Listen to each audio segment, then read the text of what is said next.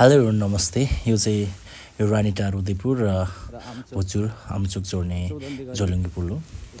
यो चाहिँ माथि स्क्रिनमा देखिएको चाहिँ रानीटार हो र यसको साइडमा लेफ्ट साइडमा चाहिँ पक्की पुल पनि निर्माण भइरहेको छ र पक्की पुल पनि यो निकै चर्चाकै पुल हो।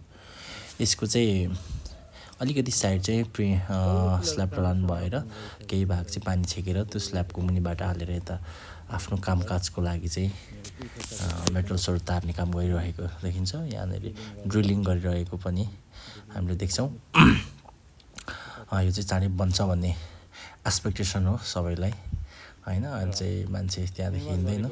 यो माथि देखिएको यो ठाउँमा चाहिँ फेरी छ। फेरि पनि तपाईँहरूलाई म कसरी सञ्चालन भइरहेको छ म स्थलगत त्यहाँ देखाउने छु। यो चाहिँ फेरि तर्नको लागि जाँदै गरेको बस हो। म अब फेरि भएको ठाउँमा गएर हजुरहरूलाई फेरि कसरी चल्छ देखाउने छु है त। यो चाहिँ केमिकलको ड्रम प्रयोग गरेको छ। यहाँ चाहिँ बस तार्नको लागि रेडी।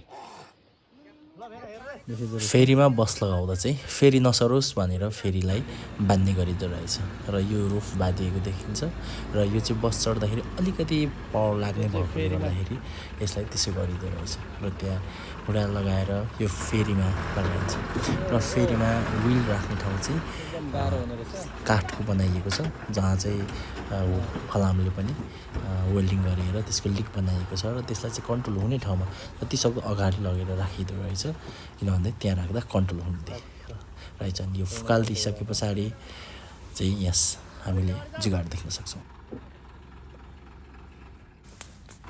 यहाँ चाहिँ हामी एउटा सानो जुगाड देख्छौँ। यो एउटा जेनेरेटर हो र यो जेनेरेटर स्टार्ट गर्ने र यो गाडीको गियर बक्सको इन्जिन हालेर चाहिँ त्यहाँको विल घुमाउने, जेनेरेटरले त्यो गियर बक्स घुमाउने र गियर बक्सको ह्यान्डलबाट चाहिँ अगाडि जाँदा एउटा गियर हाल्ने र फेरि यता जाँदाखेरि ब्याक गियर हालेर चाहिँ यो फेरीलाई चाहिँ पारी गर्ने। यो चाहिँ एकदम चिफ एन्ड बेस्ट लाग्यो। त्यसै गरे पछाडि चाहिँ एउटा रुफ तान्दै गरे पछाडि उता जाने र फेरि अर्को रुफ ब्याक गियर गरेर फेरि त्यो रुफले फेरि यसरी घुमेर राउन्ड गरेर फेरि तान्ने गर्दो रहेछ। चाहिँ एकदमै सस्तो र राम्रो देखियो।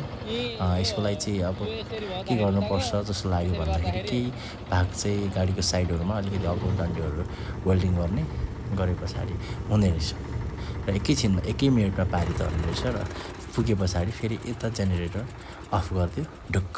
साह्रै सजिलो रहेछ। Thank you so much for